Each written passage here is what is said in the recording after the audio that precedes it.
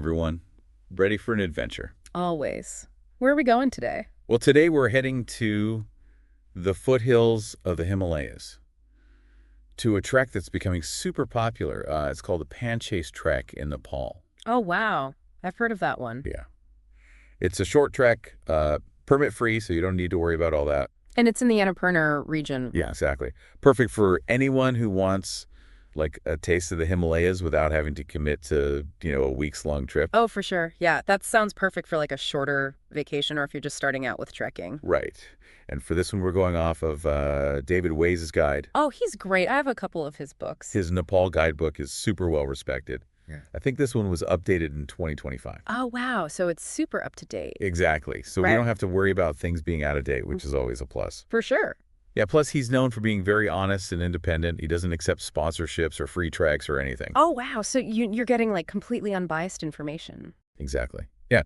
So with that out of the way, should we dive into this trek? Let's do it. I'm excited to learn more. Okay, so what should someone expect from the Panchase trek itself? Okay, so the Panchase trek it's categorized as easy difficulty, and it takes about 2 or 3 days to complete. Well, that's not bad at all. No, not bad at all, and it reaches a max altitude of 2,500 meters. So not crazy high altitude sickness risks or anything like that? No, it's very manageable for like most people with a, decent level of fitness. So you'll have breathtaking views, but not be gasping for air. Exactly. And another good thing about the Panchase trek is that it's a tea house trek. Oh, nice. So you don't have to pack in like all your camping gear? Nope. There's comfortable lodging and food available along the way. That's amazing. I'm always a fan of a hot meal and a comfy bed after a day of hiking. Oh, yeah, absolutely.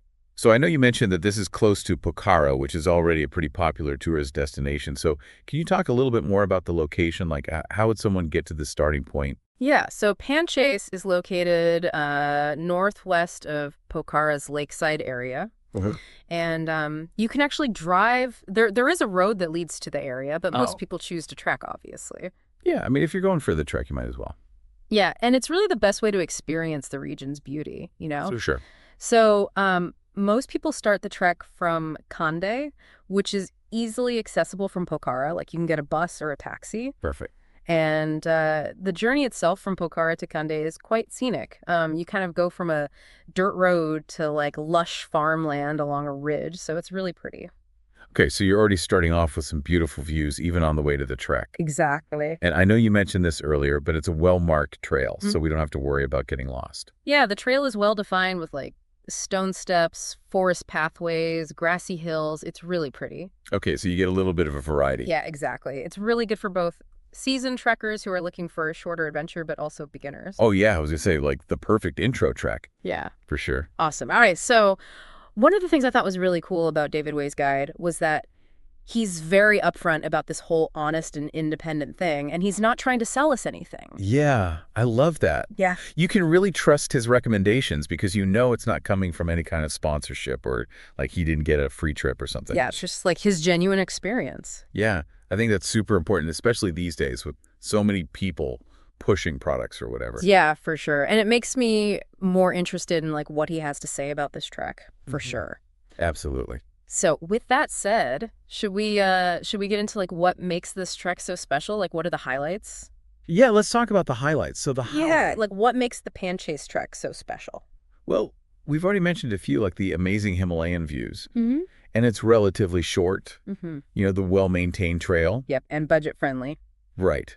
But I think what really makes the Panchase trek stand out is the chance to experience like authentic rural life in Nepal. You'll encounter these charming villages along the way. Oh, cool. Yeah, meet like friendly locals, get a glimpse of a slower pace of life. So it's not just about the mountains, it's also about the cultural experience. Exactly. That's awesome. Okay, so we talked about the no permits thing earlier. Yes. Which is a huge plus for like spontaneous travelers or people who just don't want to deal with the bureaucracy. Oh, totally. So does that mean it's possible to trek independently? Absolutely. You can definitely trek independently. Okay. And a lot of people choose to do so. But a guide can really enhance your experience. Okay. They can offer insights into the local culture, history, nature, things that you might miss if you're just on your own. Yeah, that makes sense. And they can also help with navigation, especially on some of the less marked sections of the trail. Yeah, that's always good. Hmm. So it's not mandatory, but it's like a nice addition if you really want to get the most out of it. Exactly. Okay, cool. So what are the options if someone was considering a guide? Well, you have a few options. You can join a package tour. Huh. You can hire an independent guide in Pokhara, Okay, or you can go solo. cool. But David does caution against online package tours. Oh, really? Yeah, they tend to be overpriced and often include like unnecessary days just to inflate the cost. Oh, wow. So it's better to just like figure it out on your own. Yeah, usually. Okay, good to know. So speaking of figuring it out on your own, I'm a little confused about all the different routes. Oh, yeah. Can you clarify, like, what are the different options and, like, which one would you recommend? Yeah, so the most common route is often called the official route. Okay. And it takes you from Kande to Badar, then to Panjang, and finally up to Panchase Peak for the sunrise. Okay. But there's also the Panchase circuit, which is it's a more scenic option. Okay. It loops through additional villages Oh, cool. and offers a greater variety of landscapes. Oh, wow. And some trekkers even choose to combine the Panchase circuit with Australian camp for an extra day of trekking and even more panoramic views of the Annapurna range. And so the circuit's like the more adventurous route. Yeah, a little bit more adventurous. Okay, and what about the official route? Like, what would you see along that one? So the official route takes you through lush rhododendron forests, Ooh. across streams, past like charming villages tucked away in the hills. Oh, nice. Very picturesque. It's very picturesque with the, stone houses and the colorful prayer flags. Oh, wait. It's really pretty. Okay, I'm sold on the circuit. Yeah. But you did say something earlier about the route back on the circuit being unmarked. Yes. So does that mean like a guide is absolutely essential if we go that way? Not necessarily. If you're comfortable with map reading and have a good sense of direction, you can probably manage without a guide. Okay. But a guide can definitely make it easier, especially if you're not familiar with the area. True. They can just make sure you stay on track and don't miss any of the viewpoints. Right. Yeah, that makes sense. Okay, cool. So let's talk about this sunrise trek to Panchase Peak. Oh, yeah. I feel like it's mentioned a lot in the guide, so it must be pretty special. It's definitely a highlight. Okay. The sunrise view from Panchase Peak is just breathtaking. Okay. Imagine like standing on top of the peak as the first rays of sunlight hit the snow-capped peaks of the Annapurna range. Oh, wow. It casts this golden glow across the entire landscape. That sounds magical. Yeah, it's really special. But I'm guessing it involves a very early wake-up call. You bet. You have to be up around 4:30 a.m. to start the trek to the summit. Oh, wow. Yeah, and it takes about 60 to 90 minutes to reach the top. Okay. And you're doing it in the dark, so you definitely need a head torch for safety. Right, of course. And be prepared for a bit of a climb, too. Okay. It's not super strenuous, but the stone steps can be slippery, especially if they're wet. So make sure you have good shoes. Yeah, sturdy boots are essential. Okay, noted. All right, so let's talk about the essentials. It's like food and accommodations, because after a long day of trekking, I'm always ready for a good meal and a comfortable bed. Oh, yeah, for sure. So the tea houses along the Panchase trek, they offer basic but comfortable accommodations. Okay. Don't expect luxury, but you'll have a clean bed blankets, a roof over your head. That's all I need. Exactly. And hot showers are often available, Oh, nice. usually for a small fee. Okay. But it might depend on whether the tea house uses solar or gas heating. Yeah, that makes sense. So sometimes you might not have that option. Okay, good to know. And what about the food? What kind of culinary delights can we expect? As with most treks in Nepal, dal bhat is a staple. Oh, yeah. It's a lentil soup served with rice and vegetables, and it's surprisingly filling and delicious. Okay, I've heard good things about dal bhat. Yeah, it's really good. Yeah. You'll also find other typical trekking menu options like pasta pancakes, momos. Okay, so you're not limited. Yeah, but honestly, dal bhat is often the most satisfying and authentic option. Yeah, I'm all about trying local specialties, so I'd probably go for that. Yeah, it's a good choice. Okay, cool. Go. And you mentioned earlier that the Panchase trek is budget-friendly, Yes, very affordable. which is awesome. So can you give us a sense of what we might expect to spend? Yeah, so the cost can vary depending on your choices. Okay. Package tours are going to be the most expensive, Right. followed by hiring an independent guide. Right. And trekking solo is going to be the most budget-friendly option, especially if you share accommodations. Okay. And as we mentioned, there are no permits required, Right. which is a big saving. Yeah, that's huge. So on average, you can expect to spend around $15 to $25 per day. Wow. Okay. That's not bad at all. No, not bad at all. For accommodation meals, water. Yeah, that's for everything. That's awesome. Do you have any tips for like reducing costs even further? Well, bringing your own snacks, especially for that sunrise trek, can save you some money.